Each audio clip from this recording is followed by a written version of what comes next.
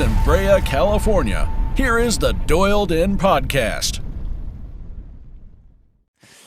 What's up, everybody? We're going to be talking about Superman as a whole, but also mainly the movie Superman 2, starring Christopher Reeves and a bunch of other people, Gene Hackman and some other people. And Margot. yeah. Lois Lane, the Lois Lane that I think everybody grew up with, but who's to say now that there's not some people out there that grew up with Amy Adams as their Lois Lane. That's true. But yeah, I mean, we wanted to do this little episode right before the new Superman movie by James Gunn comes out, and we kind of just wanted to highlight the character as a whole and what makes him important to us and what makes him important as just a superhero and a character. I know Superman 2 is your favorite movie, and do you want to start off by saying why it is your favorite movie and what makes it your favorite superhero movie as a whole? Yeah, I mean, I have not so many great memories as a little kid, but I do remember sitting in front of the television when it was around Christmas time, and my aunt and uncle were over talking with my parents, and I was just in front of the TV by myself, and the first time I ever saw Superman 2, and I was kind of a lonely little kid. Didn't have many friends, weren't really allowed out to play much as a little snot.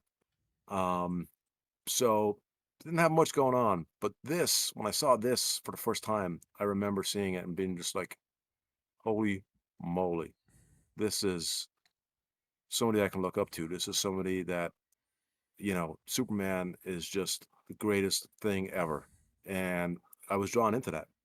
And this was probably before I even started watching wrestling, um, WWF wrestling. I mean, I guess I've been on my grandfather's knee, which I don't remember, um, as a little baby watching the English wrestling. But as far as a character that drew me in and really gave me something to cling on to and look forward to and look up to, was the Superman 2 movie. I mean, I hadn't even seen the Superman 1. This Superman 2 was just not happened to be on TV. We only had 5 TV channels, so you didn't have much to choose from. So when I saw this and all the action and how good of a person he was and all that, it really drew me in, and I became attached to Superman ever since. And that being that the first one that I saw, that became my favorite because now I wanted to see it every Christmas. Because again, only having 5 TV channels back then, certain movies were shown only at Christmas time. Certain movies were only shown at summer, so you had to Interesting. wait all year long. And we didn't have a VCR. We didn't have any of that rich person stuff that other people had. So I had to wait till next Christmas to see it again. And again, that was when I was 5 or 6 or whatever. And I'm guessing there was no guarantee that it was going to be on every Christmas, huh? It was just Um, kind of like you're well, hoping I it didn't know. was.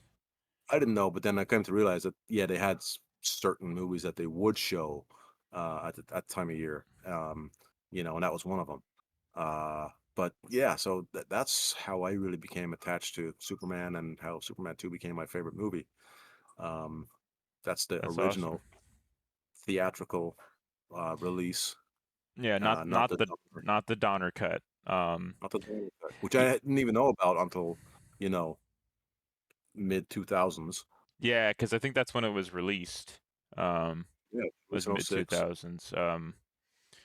And I don't really know of the facts that has to do with the Donner cut and the regular cut. I don't know if you do. Um, Yeah, so Richard Donner, was pretty much brought on as the director for Superman 1 and Superman 2.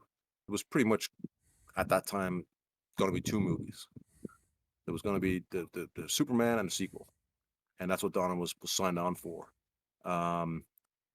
Apparently, according to what you read and everything else, he was difficult to work with as far as wanting to spend more money than the directors wanted to. The Salkins and Spangler wanted to spend, and he wanted to do certain things that they didn't really believe in. So there was a lot of back and forth battles between Salkins, Spangler, and Donner. So that led to him getting fired, and then bringing in Lester. So it was Richard Donner and Richard Lester. So now they get rid of Donner, bring in Lester. They had already made 75% of Superman 2. It was already right. But here's the problem: if they use 75% of Superman 2 that Donner made, they would have to pay him X amount of royalties or whatever it is. So they wanted to take Damn. out even more from that and have Lester put in his flavor on it, which was more of a lighthearted, comedic flavor, which is what we've seen in the movie theaters, right? And we'll go through the different scenes that were added by Lester and taken out Yeah. that Don had made, and compare both movies. Um, but yeah, I guess Lester. I'm not a comic book guy. You are, but I guess Lester's. I'm sorry. I guess Donner's version is more true to the comic books than Lester's version, Okay. because it's more true and serious. Where again, Lester's is more lighthearted and comedy bits here and there. Now, Gene Hackman, Donner was liked by a lot of the cast members, a lot of the crew and the cast members. The only people he didn't get along with was the producers. So when he got fired, Christopher Reeve was not happy. Gene Hackman was not happy. Margot Kidder was not happy. Hmm. Um, uh, I forget the gentleman's name who played Dodd. Uh, Oh, yeah. Terrence Stamp. Terrence Stamp was not happy. So, Marlon Brando, even though he had made some scenes, refused to let his um, likeness be used in the Lester cut, except for what was already made. But Because he so had some other scenes. they filmed extra scenes with Marlon Brando for Superman 2. Yes, Oh, okay, interesting. which is then used in the Donner cut later. So they took what Okay. they used in Superman 1 Uh-huh. and put that in Superman 2 as well. But anything else that they wanted from Brando after that was not allowed in Superman 2, but it was. So what you see in Superman 2, the Donner cut, is all the extra stuff from Brando that was not used. It was not allowed to be used in Lester's cut. Interesting. Interesting. Gene Hackman wouldn't come back and do any reshoots. Oh shit. So they had to use a body double on some of the scenes from behind and a voice double for some of the voiceover stuff. Yeah, I could That kind of tell that like some stuff didn't like make sense. I was like, that's kind of yeah, off, but that's yeah, probably why. Interesting. yeah. So you had that issue right there, and Reeves wasn't happy with some of the scenes either in Superman 2, um, compared to what he was doing in the Donner cut, So everybody and seemed to like the Donner cut more, huh? not so much that they like the Donner cut more. They like Donner himself, Gotcha. Okay. and they wanted to be loyal to him because he Makes had done sense. so much for them in both movies, both Superman 1, because they filmed both of them at the same time. They filmed Superman 1 and then right away Superman 2 as well. So, and Interesting. they were 75% done with that, you know? And so he saved them a lot of time, but now that they got rid of him, they had to film more, which is why they didn't all want to come back. And it's like, oh, now we got extra work, and I got these other movies because Reeves has some other movies going on as well. So that he would have to take time away from those movies now to film more scenes for the Lester cut. Mm-hmm. So it became a bit of a headache. But what we see in the movie theater is the packaged Superman 2 by Richard Lester. And I don't know if you want to start at the top of the movie and go through the opening scenes of the Donner and the Lester and the difference. Sure. I mean, yeah, fuck it. Let's go. Let's just dive into it. Dive into it. Let's go. Yeah, let's go. Let's go. But yeah, the movie starts off with what was it? It was Zod getting imprisoned with his little cronies, Right. the Zod gang, and they get imprisoned into the Phantom Zone back when Krypton was a thing. And I'm sure Marlon Brando's Jor-El was filmed during this. Am I wrong? Because I would assume Yeah. so, because They filmed this at the back end of Superman 1. So this was all, in conjunction with Superman 1. And it's the same on the Donner and the Lester. This is all pretty much the okay. same, where they're imprisoning them and they're being found guilty. Yeah. Yeah. I think that scene spooked me when I was a kid. Yeah. But yeah, so then we get that, and I don't even remember how long it takes for them to show back up again. I mean, we go through the whole scene. Well, first we get a whole intro of a recap of the first movie, pretty much. And that's only in the Donner cut. It's all really? Yeah, that whole recap is not in. I mean, they do a small recap at the beginning of Superman 2 on the Lester cut, but it's not like anything that you see in the Donner cut. Interesting. And so in the Donner cut, then you have Superman, because they had to recap where that missile gets launched, and he throws that missile up, which is what breaks him out of the Phantom Zone, right? Because it explodes and does all that. Where in the Lester cut, he is told that Lois Lane is in France and there's terrorists in the Eiffel Tower. Yeah. And that's when he goes. It's a whole comedic scene where she tricks the French policeman.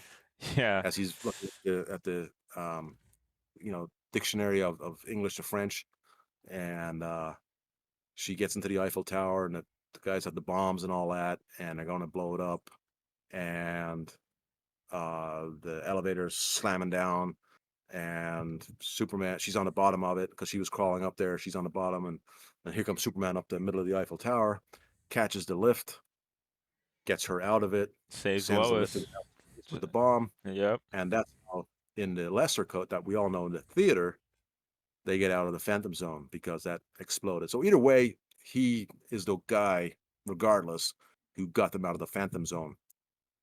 I like the theatrical version better than the torpedo, the missile.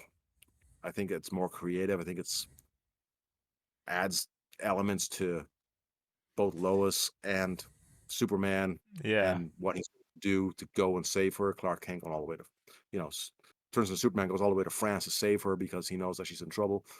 And I think that's, a lot of people who are true to the comic books and stuff like that prefer the serious side of it, but there's less emotional development, in my opinion, than, him saving her, right? I mean, what do you think? Yeah, I mean, I never really cared for taking Superman in a serious tone. We've seen it with Man of Steel, seen it with Batman vs Superman, seen it with Justice League, and it just doesn't work for me. Yeah. And I forgot how funny this movie was, and how lighthearted this movie was, where it wasn't just it had a lot of jokes in it that I was very surprised to find myself laughing with, Right. and it adds to that whole just hopefulness, just feeling like full of hope and joy that Superman brings, and having Superman saving Lois as opposed, and with the bomb, throwing the bomb out into outer space, breaking the Phantom Zone, as opposed to just a missile breaking them out. Right. It adds more emotional depth to Superman, of him just getting the bomb out, saving Lois, and that's it. Nobody knew that I guess the Phantom Zone was making their rounds around Earth at this point in time, or the moon rather. And so it was just like per chance, which I was kind of for me, I'm kind of like, what are the chances of that happening? But I'm watching a dude who's flying around in tights. Like there's nothing makes sense. Let's just go with it. And I feel like a lot of stuff that happens in this movie have me saying that as well. But yeah, I mean, Superman is known for saving Lois whenever she's in trouble, and yeah, I mean, I would. So what you're saying is that this whole scene of him in Paris is not in the Donner cut. Correct. Yeah. But see the thing with that is you have this whole scene that is about like 20 minutes, it feels like, just to explain how the Zod gang broke out. I don't think it needs to be that long. I felt like it was kind of like not so much dragging, but kind of like, all right, like all this just to explain that's of them breaking out. I don't know. Well, I think it was more than that. I think it was showing the strength of Lois as a reporter, Okay. and I think it was showing also Clark's love for Lois. Again, oh shit, she's in trouble. I got to fly halfway around the world real quick to save her. Yeah. And he makes that connection with her. I think that that's what they were going for, and there's elements there that build to what you see later in the movie. That he did so much to protect her right there. It ended up costing him dearly because he released the 3 biggest criminals in the history of Krypton. But that's what he was willing to do to save Lois Lane, right? Yeah. Yeah. That's where I see it. Yeah, I mean, I agree. It's just I don't know. It just felt weird to have that cold opening with the Zod gang getting imprisoned, and then we have a whole 20 minutes that has nothing to do with any of that except the very end. Right.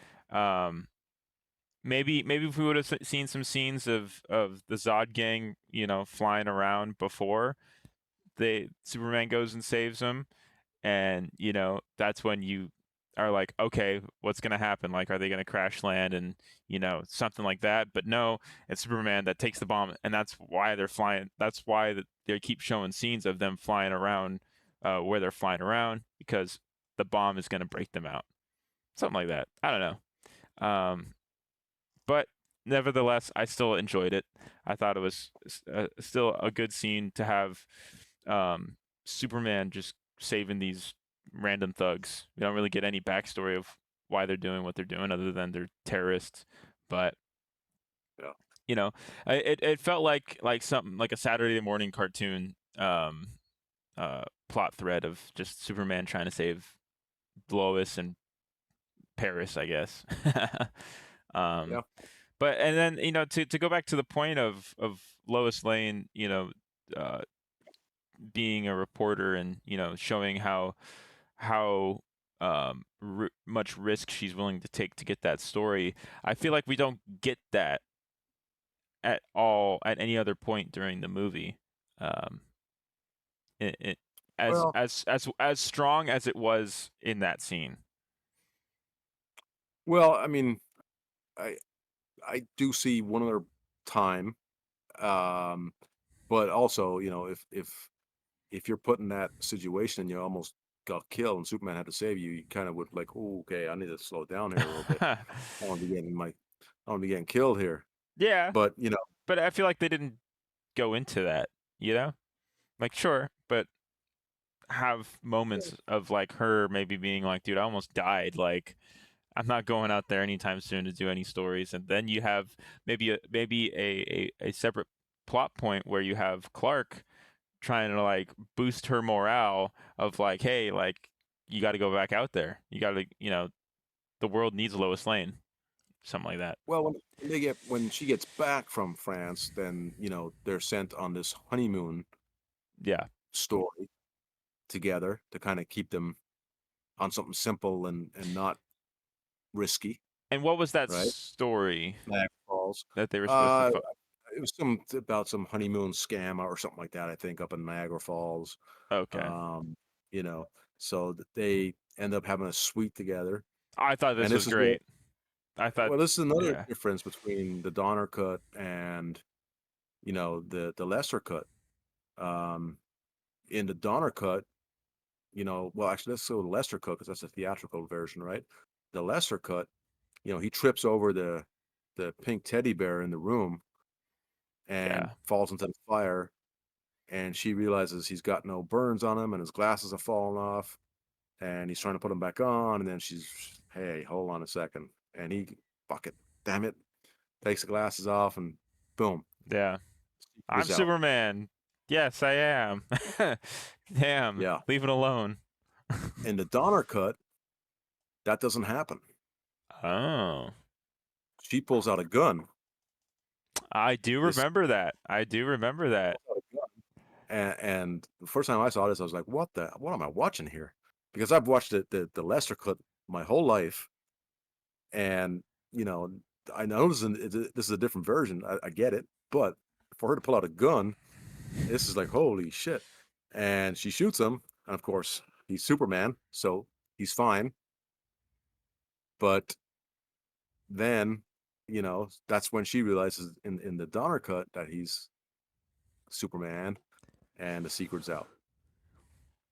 Interesting. I don't know if I like that, to be honest. I don't either. I've never liked that. Just Never with liked Lois that. Lane pulling out a gun. Yeah, Yeah, that doesn't really. Yeah. So she got on the plane. She flew to Niagara Falls with a gun in her purse. Yeah. Well, Why? this is before all that stuff. So Yeah, I feel but like that's still, yeah.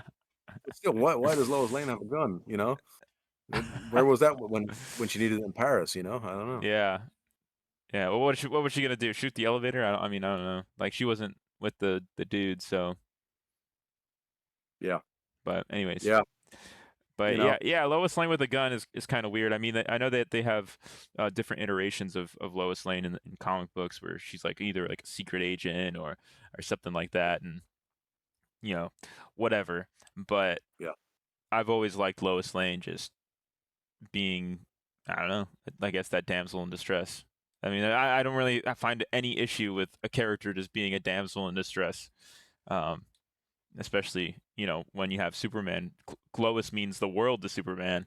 You kill Lois, you do not want to deal with the aftermath of that Superman's going to bring.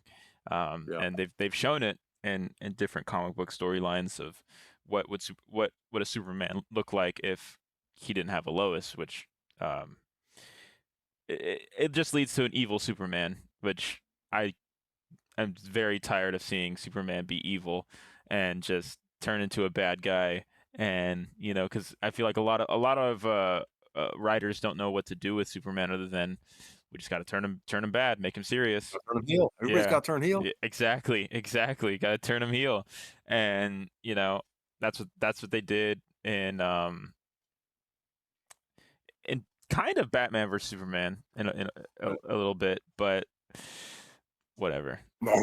Yeah, that's and Worst thing ever. Talking about Donner cut, Lester cut, it just reminds me of the Snyder cut that everybody was clamoring for the Justice League movie, which made that movie like a 3-hour long movie. It introduced a bunch of stuff that wasn't going to lead to anything because this movie was coming out towards the end of the DC cinematic universe at that time, and I don't know. I just find it funny how a bunch of people will support Zack Snyder for the serious Superman, but then they don't talk about the great Superman movies like Superman 2 or even the first Superman, and also Superman 4, Quest for Peace. But let's not go there. I will disconnect right now. That movie's great. That movie's great. Oh, stop. Yeah.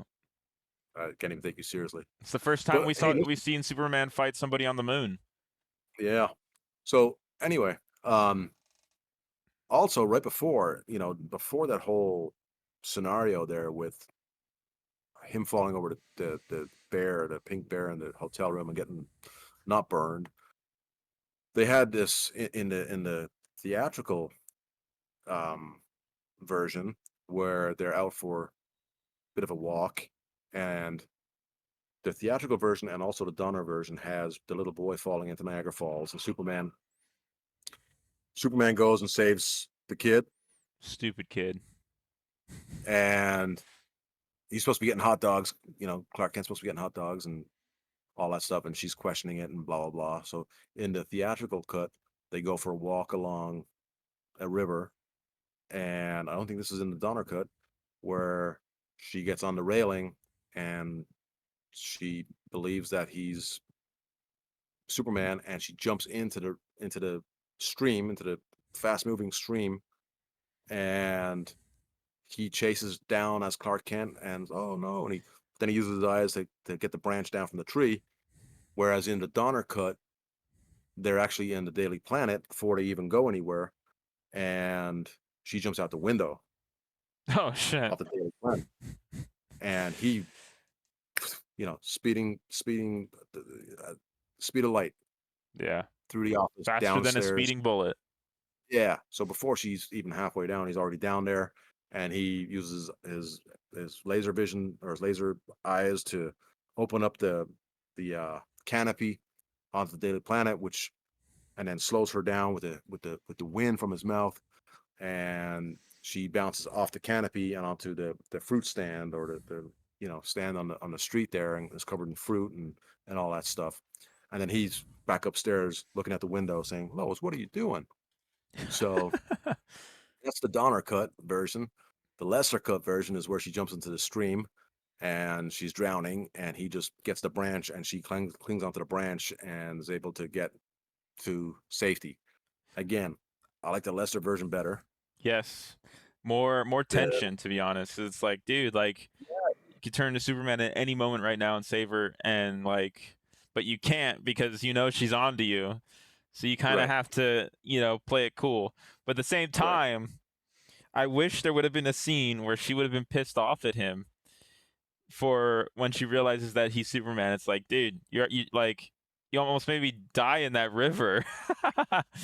Like, Yeah. but yeah, I agree Hey. with you. I agree with you. The from what you described of the Donner cut, the Lester cut is better in my opinion. Just because More of that. suspense. Yeah, exactly. With a flowing river like that, it's so dangerous. But when he runs down, he's already slowing her down when she's halfway down. She's going to be saved, and it's kind of like, okay, there's no Yeah. suspense. There's no, where he's chasing her on the sidewalk along the river there. You don't know what's going to happen. So Yeah. definitely more suspenseful, in my opinion. Yeah, agreed. But prior to all of this, I feel like the scenes we have with Clark and Lois are really good scenes. And if I didn't know Clark was Superman, I wouldn't know Clark was Superman. Like, I would believe that Clark Kent is Clark Kent and not Superman.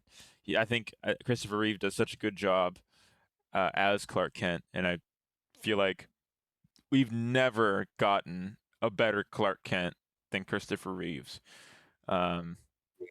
He plays that part so well, being this nerdy, like, geek, this dude. You're just like, oh my god, give me a break from this guy. Like, this guy needs to grow some balls at some point. And that's kind of what Lois tries to tell him at the beginning of the movie after Superman saves her in Paris. But yeah, I just watching this movie made me miss having a good Clark Kent in modern Superman anything. And yeah, that's that. Yeah, no, I agree. And then the next segment that's different, or scene that's different, is when Clark gives up his powers to be Superman, right?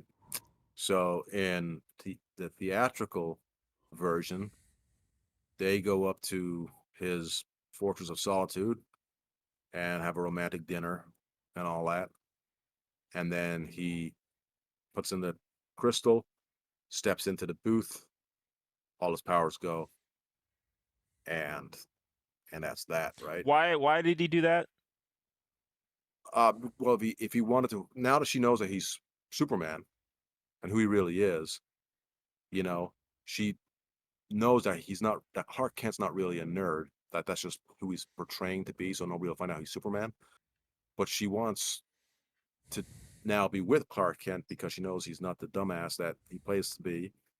And they've now gotten to know each other a little bit better. And he knows he loves her, but to have a relationship with her, he wants to give up his powers to go and have a normal life and not have to worry about her safety and all that. And I didn't like it. yeah, that's in both cuts. I mean, that's the way it is. Oh, that's in both cuts, huh? Yeah, well, so the dinner is not in both cuts. Okay. So they have the dinner in the Lester cut, and then he goes into the chamber, gets rid of his powers, and you should take a nap before we do these shows. And then in the Donner cut, he gets Jor-El to come out and talk to him and do all that stuff, and it's a longer conversation with Jor-El and takes his powers away. But they couldn't do it because of Marlon Brando. Marlon Brando wanted that money. Give me that money if Yeah, you're gonna put me in the movie. yeah. So Um, it is a little different there. what do you feel? How did you feel about Superman giving up his powers to be with Lois Lane? I liked it. I liked it. Really? That's the one thing I liked about this movie in general Hmm. is he seemed vulnerable, you know? Not just when he didn't have his powers, but later on in the big fight scene in, downtown Metropolis or New York, whatever you want to call it. Um, he was vulnerable. And it was like, holy shit, you know? And a bigger connection with the audience, in my opinion, because now he's just like me. He's just like you, And now I can really identify with him, you know? And you go back to wrestling. When you have a good guy who gets beat down by the heels, he's just like you and I. If we got jumped, we get our asses kicked too. We want him to fight back and be the hero. So I thought it was a cool move. I thought it was different, Oh my God, Superman's giving up his powers. There's no more Superman. What's gonna happen? So they then leave his Fortress of Solitude and they're heading back to Metropolis, and they stop into a diner, and Clark gets his ass kicked. Yep. So he just lost his powers about an hour ago. Did he Now forget he's or like, something? Like, what was? I "Hmm? I see. Like that was the biggest complaint that I had because when he loses his powers, he just forgets how to fight or anything like that. Like Superman, he knows how to fight. He's almost as good a fighter as Batman, but just not like that great. But he is a good fighter, and when you take away his powers, like he can still fight, you know? Yeah. Um so to Well, kind I of just show mean, him get his ass kicked, I was just like, so what? He's nothing without the powers? Like I felt like well, you can throw a punch. If you're not strong, you're not strong. I guess. Um, and if you get, a Superman, if he gets a kick to the face, he's fine. But that's Christopher Reeves. That's Clark Kent with no powers. Gets kicked to the face, he's going to get hurt. So, again, I showed him as, a normal human being who just lost a fight, got his ass kicked. Yeah, but I don't know. I've always felt that Superman is human, even though he doesn't have, even though he's got powers, and stuff like that, but he still has those human emotions and still has those human characteristics that, even in comics, Batman has said that of all the people on the Justice League, Clark is the most human out of all of them, and that's Right. just that's one of the biggest quotes that that sticks with me when it comes to Batman and Superman. But with having that quote in mind, seeing the scene, I'm just like, what are they doing? What are they doing to him? Why are they doing this? I don't know. I was very indifferent to it. And I don't know. Maybe it's because I'm just cursed with some comic book knowledge to where, I'm obviously trying to compare and contrast. Yeah, So I see it as a lot going on here emotionally with him, where he's willing to give everything up that he stands for this woman, right? And again, he went all the way to France to save her, yeah. earlier in the film. Now he's given up all of his powers, everything that he was destined to spend the rest of his life with her. Mm-hmm. And within 2 hours, now he's torn and realizes, shit, this world is in jeopardy. Not just it's bigger than this relationship now, because he realizes that Zod, Ursa, and Non are you know out there, and he knows who they are because of the history of Krypton, and they are going to destroy Earth. He didn't think that there was going to be such a challenge, that was going to be such an issue, that he would need these powers again. But oh shit, now there is. I find out an hour later. Where were you guys 2 hours ago? Yeah. Uh, so now he's got to do a U-turn and go back up to Fortress of Solitude by himself, of course. Can't On bring her foot, with him. no On powers, foot, freezing his hitchhiking. ass off. Nobody's willing to give him a ride. Yeah. Humanity is gone. But Because he gets Superman's up gone. there. He gets up there, and in the theatrical trailer, because they couldn't use uh Brando, and he didn't want to do any more scenes. Um, he ends up, just going nuts and screaming and yelling, and then he finally finds that the uh The green crystal crystal. Sorry, yeah, thank you. that was dropped by And Lois Lane or something.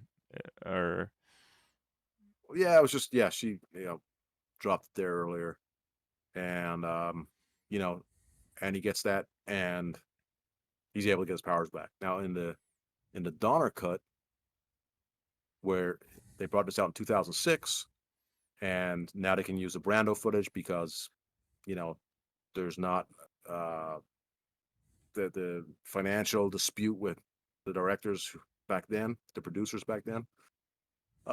They used the Brando footage where Brando gives himself. He's still, you know, somewhat in human form, and he gives himself up as existence forever to give Superman his powers back. hmm. So that's how he gets his powers back in the Donner. It didn't really jive with me that much because, he was already supposed to be dead on Krypton.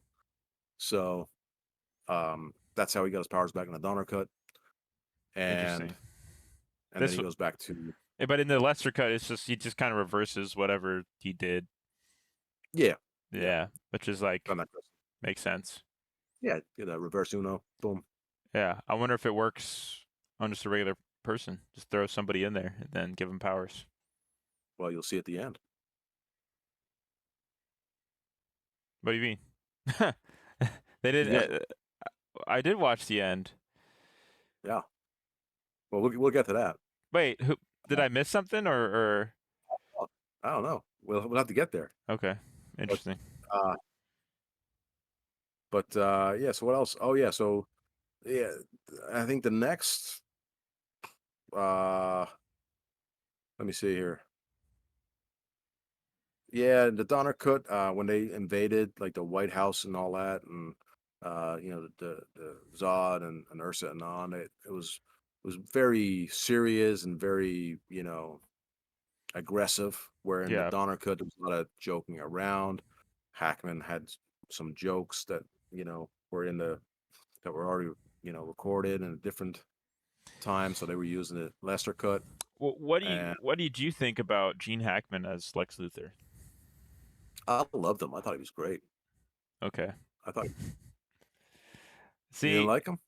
I don't know. I think he was giving off too many jokes, and I feel like watching this movie, I'm like, well, no wonder we got what we got in Man of Steel, or sorry, in Batman vs Superman, because it's like Well, it's kind of the well, in the same. Donner Cut, he's not funny like that. He's very serious.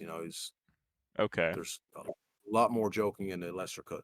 Yeah, yeah, because the Lex Luthor I know, he's just very like he isn't about world domination. Like that's not his forefront. He doesn't make everybody know that's what he wants. He doesn't make everybody know that he's the greatest criminal ever. In his mind, he's not a criminal. In his mind, right. he's doing right by the world.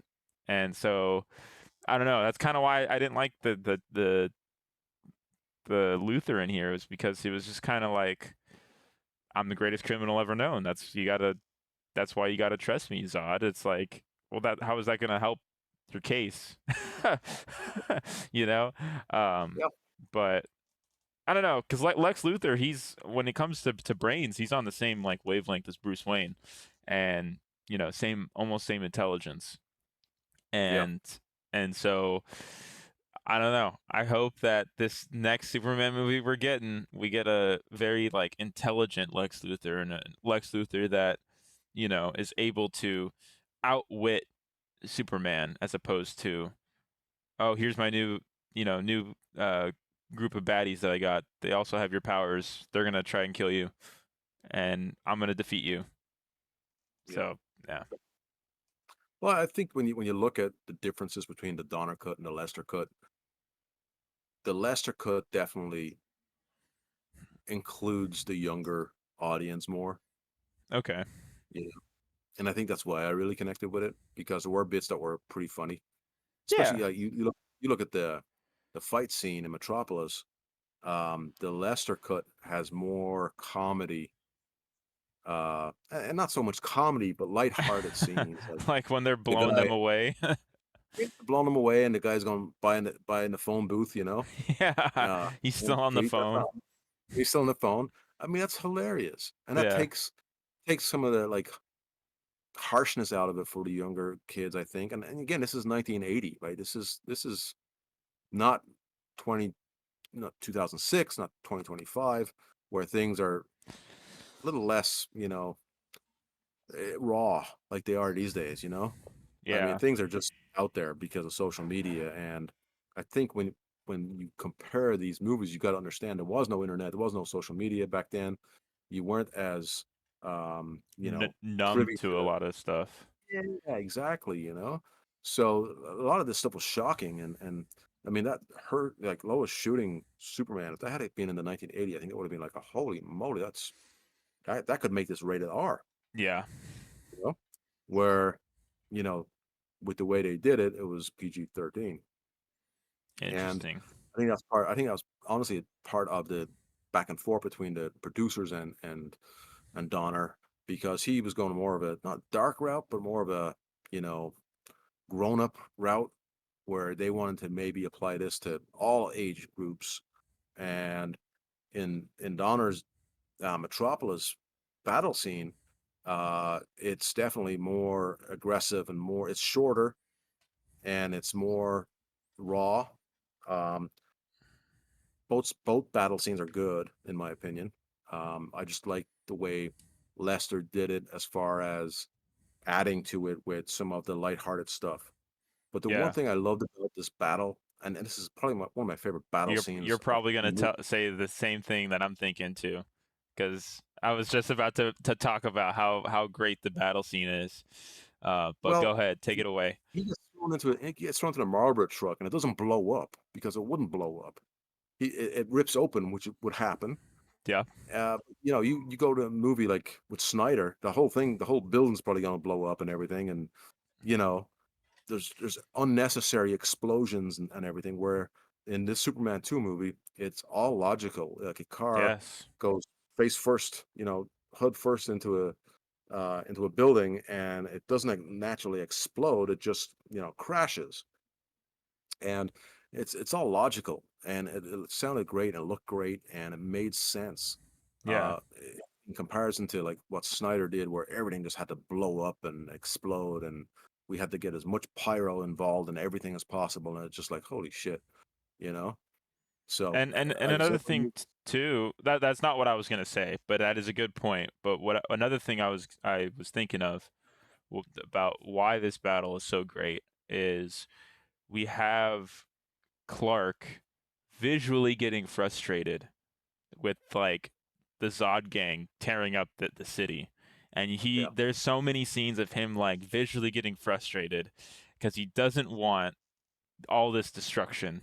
And in Man of Steel, Zack Snyder's, from what I remember, it's been a while since I've seen the movie, but I just remember Superman and Zod just going at it, going building to building from outer space back to Metropolis, beating each other up, not thinking about like Superman's not thinking about anybody at this moment other than trying to beat Zod. right, And when you have the battle in Superman 2, you have that visual uh, um, emotion off of Christopher Reeves where he just wants to make sure the city is safe, you know, and that's you can tell that's what he wants just off of his acting. And I think it was right. phenomenal.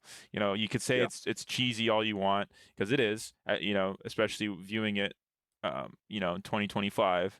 It came out in 81, so we got a viewer. we got Skip. We Yeah. got Skip.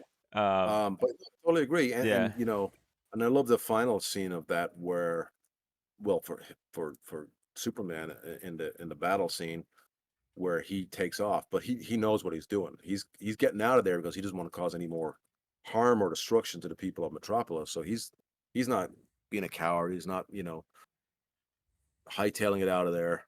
He is leaving, hoping that they will follow him because he goes straight to, you know, Fortress of Solitude, and he knows what's going to happen.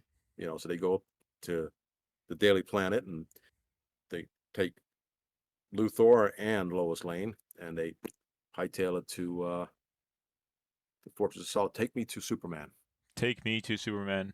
I will find him. I, From Man of Steel. I will yes, find him. that was a good Oh line. man. But I actually like Michael Shannon as Zod. I just feel like the me script too. was very bad. Yeah, And yeah, I don't you know, I don't care. I will piss off every Zack Snyder fan known to man. Zack Snyder hasn't done a good movie ever. All right? I don't care.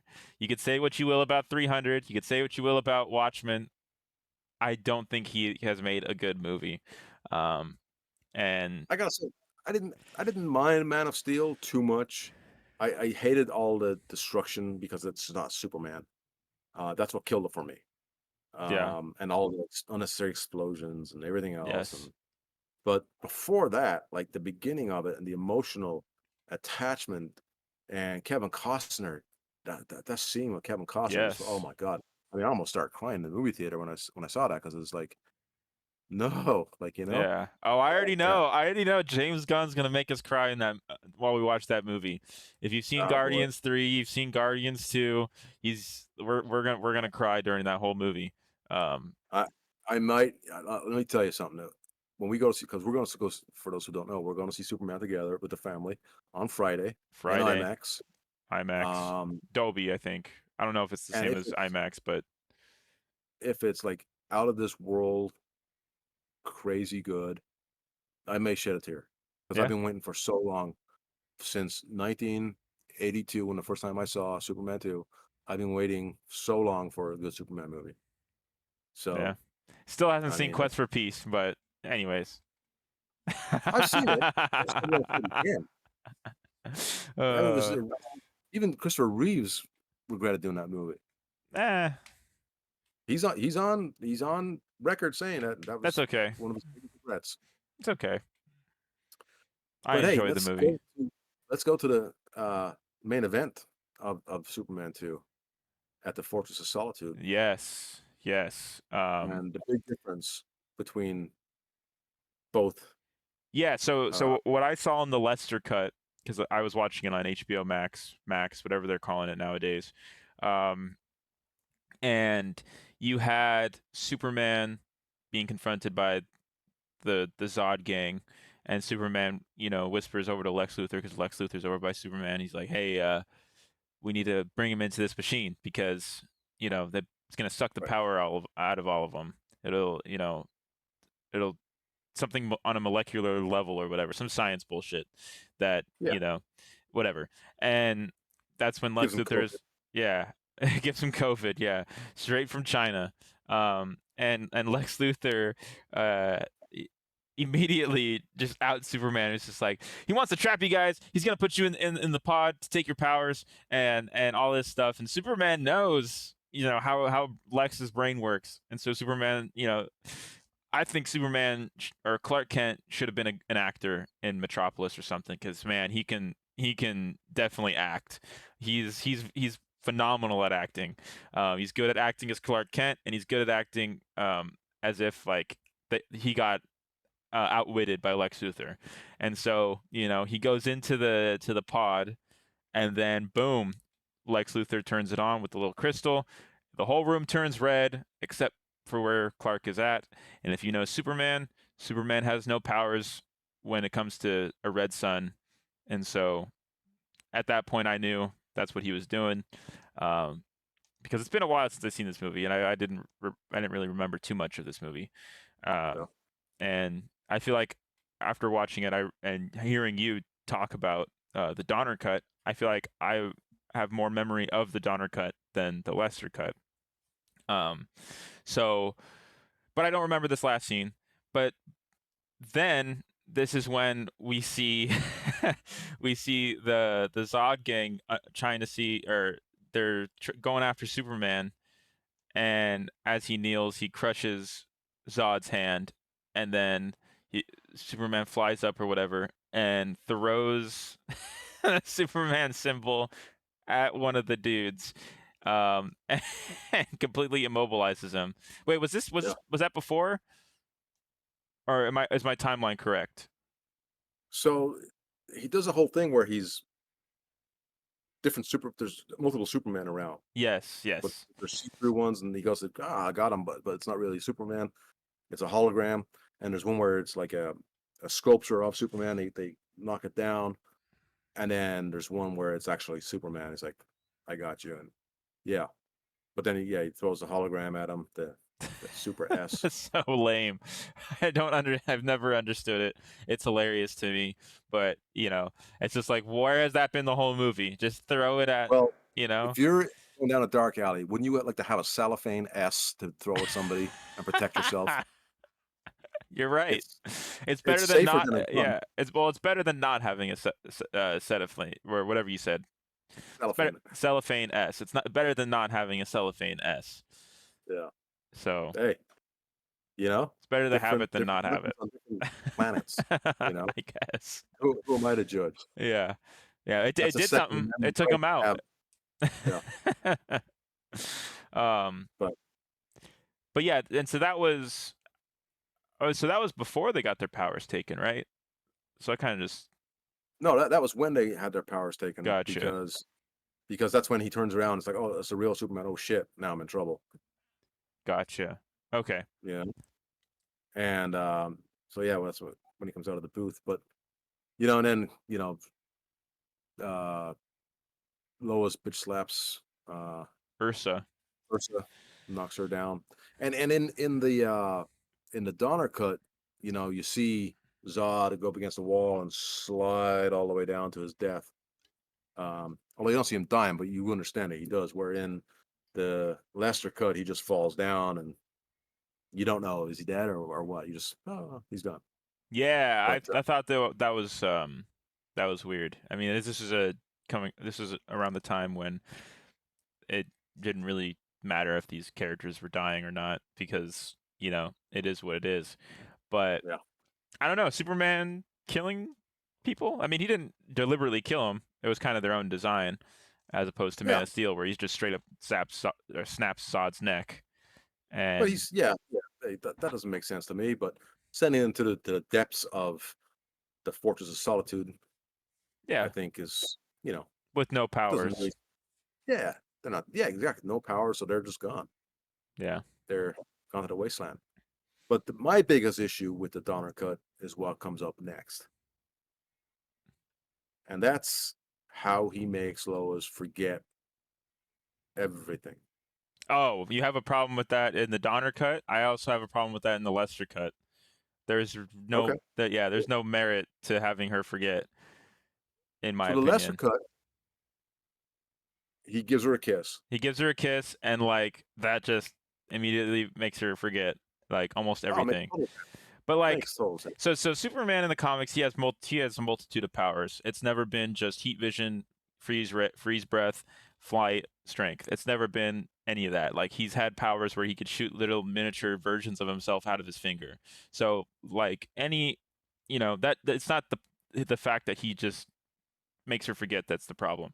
It's the fact of like you went through all this with her and all this build up to building a relationship with her, and you just end it with a kiss. And it's also on Lois's Lane uh part too, where I just don't understand, because she was having some problem with like coming to terms that, you know she's never going to be his true self around her in public. But it's like, I don't understand how that's an issue when you know who he is, you know Yeah, but again, he did it in the comic books once, from what I understand. So it's staying true to the comic book. But Oh wait, in the he Donner, made somebody forget with a kiss? yeah, I'm pretty sure that he did that with Lois Lane or Jimmy Olsen. what's the other Jimmy Olsen. Yeah, Yes. there's pink kryptonite. Pink kryptonite turns Superman gay. So, No, for fuck's sake. well, we don't. I don't know. Anyway, I don't know if it still does that now, but it used to. the chick in Superman 3, um, the redhead chick. Uh, I forget Superman her 3 name. is the movie I know the least about. Oh, it's a good one. I like it a lot. I liked it a No, lot less than 4. I'm gonna say it.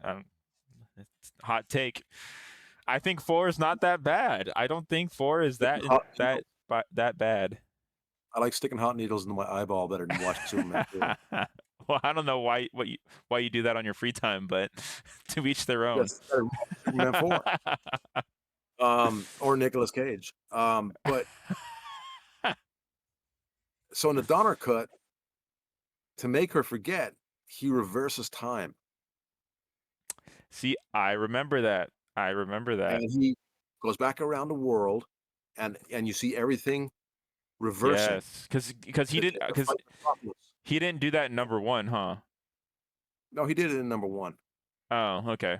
Maybe because, yeah, I don't know. I have vivid memories of him doing that, but I just didn't know if that's because he did it at number 1 or Yeah, what. so But so there was an earthquake and all that in number 1, and then he reversed, and the Leaning Tower of Pisa. This is a funny part of 1, where these guys in Superman. Oh, no, that's actually Superman 3, I think.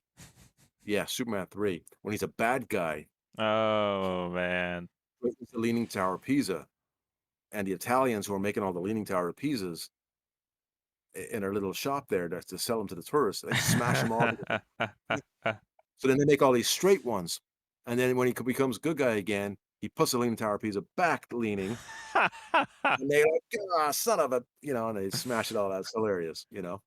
But in 1, he reverses a lot, everything. But my problem with it in 2 is he reverses everything from the very moment of that movie all the way back to the beginning, and the Zod, Ursa, and Non go back into the prison that they were kept in. Made no sense. So completely erased the second movie. Erase the second movie. So pretty much everything that you saw never happened.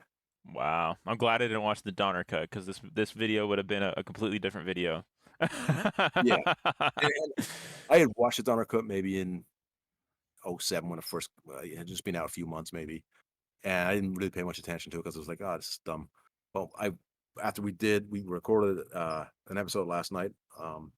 Which I isn't went up and yet, watched. but it will be up by the time this comes out. Yeah, and I watched it and I just remember just going, oh my God, this is fucking, how can you reverse everything? That would piss me And off. nothing happened. Everything that you just watched never happened. And then he goes back to the diner where he got his ass kicked. Well, if that never happened, why is he back there? Yeah, the dude wouldn't remember who he is. How do they remember who he is? And he never got his ass kicked if that's the point. So why is he bullying this guy now? Superman is now a bully. He's a bully. He's always been. So it made no sense. It made no sense.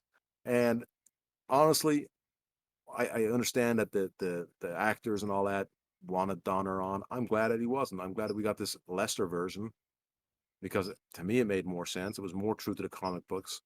It was more true to uh believability because honestly, what are you going to believe in more now? That he has a super kiss that can erase your mind, or I'm going to reverse the whole world and nothing ever happened? I know. Hey, And if you're going to reverse it, why stop at the point where the three bad guys get imprisoned? Why not go back to the beginning of time when, yeah, let's erase Hitler and Stalin and all that yeah, stuff? exactly. You know, I agree. I agree. why didn't you do it earlier in the movie? If you could do that, why not do it earlier in the movie? Yeah, 100%. Right when Zod showed up, do it. Exactly. So it was, to me, that was a huge hole in Yeah, believability. yeah. I also feel like what would have been great was to have Superman try to reason with Zod. And I don't really think we get that scene, unless I'm wrong. I don't know why you want to reason with him. He's the biggest criminal ever on But Krypton. it's not the fact of it's the fact of what Superman would do in that situation. Superman would always try to use words before fists. In my opinion, that's my Superman is Yeah, he would want yeah, to no, talk it out. yeah, Yeah. Um, yeah. and I wish we would have gotten a little bit of that, but it's okay. It's 1981, it's But go ahead. no, I think once he saw what they were doing to Earth, there was no reasoning, because they had said we're going to destroy everything. We're going to take over the planet Houston, and we're going to, destroy the White House and take out the president, and I am now the ruler of this. So okay, I got to save the planet. There's no reasoning with this lunatic, Yeah. you know. So I don't know. Yeah, I mean, I really dug the comedic bits in this. I don't think it was too much. I don't think there was a scene where it took me out of it, um, and it it worked. It worked. It made it feel like a comic book movie. Yeah, And it they didn't have humor at scenes where you're like where it's supposed to be taken seriously, as we see in newer Marvel titles, where they just don't take the plot seriously at all, and they just go balls to the wall humor and not having that emotional depth. We're looking at you, Love and Thunder. The man lost his whole family, his brother, mom, all his people, but yet we still want to make him tell jokes and be the comic relief instead of right. adding some emotional depth to him. But anyways, I digress. um so after watching Superman 2 and having it fresh in your brain, is there anything that you are hoping for the new Superman movie that you weren't to begin with? I mean, I'm hoping for the same stuff I've been hoping for the past, you know, 40 40 years. years. 40 years. And yeah, and that's just like a Superman who is, you know, a genuine human being when he's Clark Kent. A goody two shoes who's not Mr. Know It All, plays the part of I'm trying to hide an identity here. But then when he's Superman, he's just the greatest thing ever. And, but he is still vulnerable. Yeah. And you have to have that aspect of it because if he's just a man of steel and nothing can thwart what he does, and there's just like what am I watching then? I just know he's going to win in the end. And even though you know he's going to win the end because it's a Superman movie, you still got to feel that vulnerability and what's going to happen next. Yeah. So I want to see that, but I also don't want to see a ton of explosions and just constant, pyro all over the place. And it's like I want psychology. I want it to be a good, you know, wrestling match. That's I compare my movies to wrestling all the time. I Yeah. gotta see psychology. I don't want to see just fighting for no reason. I don't want to see just a bunch of bombs going off for no reason, just to have, you know, brightness on the screen and catch people's attention. Oh, keep me awake. No, give me a storyline, make it make sense, and make it all wrap up in the end to where, I go, okay, that all makes sense. Yeah. I agree. I just want, you hit the nail right on the head. Um, humanity within Superman. Yeah. Seeing that humanity be brought out with him, whether he's Clark or Superman. Um, I've always, reading Superman comics. Which has been pretty recent within the past, couple years is when I started reading Superman. From I think his name's Daniel Warren Johnson. Um, his Superman run, I started reading that, which is really good, and I really enjoyed it. It just fell off because that's what I do with comics. When it goes on for so long, I kind of just fall off. Not by choice, but um, and seeing how I've been reading those Superman comics, that's the number one thing is that I've picked up on is Clark is the mask, as Superman is his real identity. That is who he truly is. Same thing, Batman. Bruce Wayne's the mask. Batman is who Bruce Wayne truly is. And I don't know. I hope that they do that dynamic really well. I hope we get a Clark Kent as iconic as Christopher Reeve's Clark Kent, even though that's a tough act to follow, but I think it's still possible. You know, I don't think a character is locked into a certain actor, especially in this sense. I think anybody could play Superman, and you just have to be able to bring out that humanity. If you are going to take on the role of Superman, you have to be able to bring that humanity out and make that character a symbol for hope in the movie, outside of the movie, just you know have that emotion for the people in the audience of being like, you know what, Superman's here. It's gonna be okay. you know, Yeah. and we have so much media out there with regarding to comic book characters where they're always going to be turning evil. We have the boys. Um, you know, also have Invincible. We also have the Injustice series where that's where you see Lois Lane getting killed and having to deal with Superman after the fact. I don't know if you knew about that, but yeah, basically, I'll just do a quick little brief synopsis of it. So the Joker plants a bomb in Lois Lane. Lois Lane's pregnant. Superman doesn't realize that Lois Lane has a bomb in her, and the bomb only goes off when Superman gets close to her. And he didn't know, or he knew that there was a bomb, but he didn't know that that's what the rule was, where if he got close enough to her, the bomb would explode. And so then Lois gets killed with their pregnant child with their child, and Superman goes back because Joker's locked up. Superman breaks into the cell. Batman is like, Clark, listen, relax, just relax. Clark, it's like, get the hell out of the way. Grabs the Joker and just shoves his whole arm through the Joker's chest and like rips his heart out. And then he starts this whole regime, and if you're not with him, then you're against him, and we don't have any room for these criminals. If they're in jail, they don't even have a chance to stay in jail. They're getting executed. Oh, Yeah, interesting. yeah. So I don't want that Superman. I don't want to see that Superman. I don't think that's Superman. That is not Superman. That is like, I think that is just way too dark of a Superman for me to support and enjoy.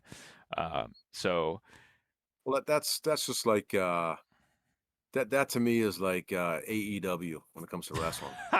It's like get everything and the history and the respect of this industry, and let's just go our own route and do the stupidest shit that we can do just to get attention. yeah, And that's what it sounds like to me. yeah.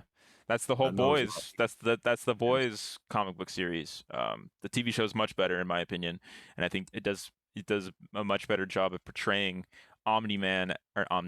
That's Invincible. Of portraying Homelander as just that sadistic fucking guy.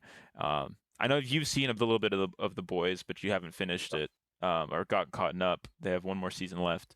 But yeah, I think the TV show The Boys phenomenal. The comic book series absolutely hate it. I can't read that. I've read it once and I will never read it again.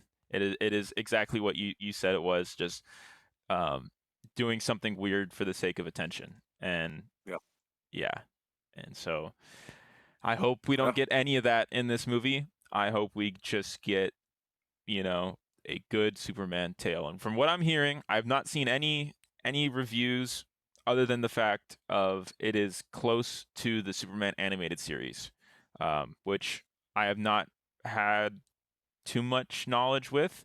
I've seen a couple episodes here and there, but that is where you see Superman using his brains and figuring out certain things as if he was Batman, but not Batman.